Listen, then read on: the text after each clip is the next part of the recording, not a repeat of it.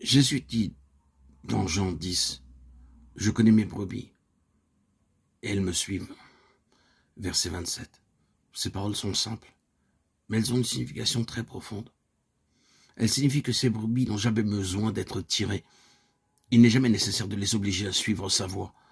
Ces brebis le suivent d'une manière spontanée, volontaire.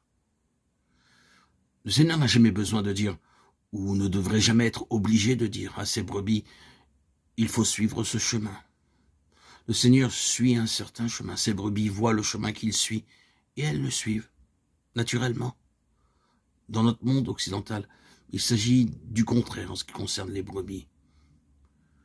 Les brebis doivent être chassées, mais il n'en est pas ainsi à l'Orient. Et Jésus prend le principe du gouvernement de l'Orient. Il dit, « Je ne chasse pas mes brebis. Je n'ai pas besoin de me placer derrière elles pour les obliger à avancer. Mes brebis entendent ma voix et elles me suivent. » C'est un mouvement spontané du cœur qui nous fait suivre le Seigneur Jésus. Appliquons cette loi. Ce sont les marques des brebis du Seigneur. Sommes-nous l'une de ces brebis? L'entendons-nous réellement parler dans notre cœur? Écoutons-nous sa voix?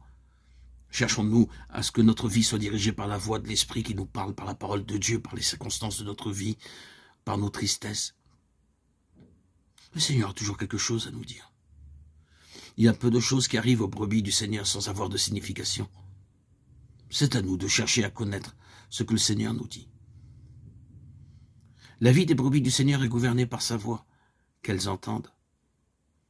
Connaissons-nous cela? Et qu'en est-il de cette réponse spontanée que nous donnons au Seigneur? Notre cœur est-il réellement décidé à suivre le Seigneur? Est-ce un cœur qui, entendant ce que le Seigneur désire de lui, répond aussitôt par un sincère « Oui, Seigneur ». Quel est le lien qui nous unit, nous, les brebis du Seigneur, à lui, le berger?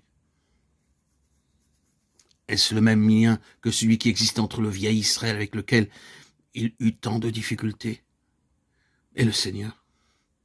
Ce même principe se retrouve. Il est le propriétaire.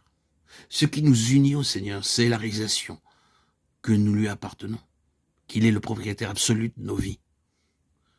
Pour citer un passage des Écritures, vous n'êtes point vous-même, car vous avez été racheté à un grand prix. 1 Corinthiens 6, 19, 20. Et nous avons sur nous la marque du Seigneur qui est le sceau de son droit de propriété. Paul nous dit que le sceau est le Saint-Esprit. Vous avez été scellés du Saint-Esprit, Éphésiens 1, 13. Lorsque nous voyons un sceau, nous savons à qui appartient l'objet qui le porte. Il nous dit, ceci est la propriété d'une certaine personne. Le Seigneur nous donne son esprit comme le sceau du fait que nous lui appartenons. Quelle brebis a été l'apôtre? Il a dit que désormais personne ne me fasse de la peine, c'est-à-dire ne tente de me détourner, car je porte en mon corps les stigmates de Jésus. Galates 6, 17. Les stigmates de Jésus signifient que je lui appartiens. Il dit sur le bateau lorsqu'il allait à Rome cette nuit, en effet, un ange de Dieu qui je suis et que je sers. Acte 27, 23. Les vrais brebis du Seigneur n'ont jamais honte de dire « J'appartiens au Seigneur Jésus. Il possède ma vie et tout ce que j'ai. Je suis complètement consacré à lui. » C'est une vraie brebis. Ce sont là les marques du nouvel Israël.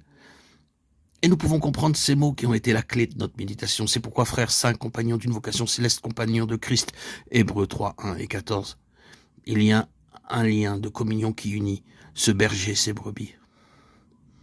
Elles ne sont pas simplement des animaux, elles sont des amis. Il y a une amitié merveilleuse entre le Seigneur Jésus et les siens, compagnons d'une vocation céleste.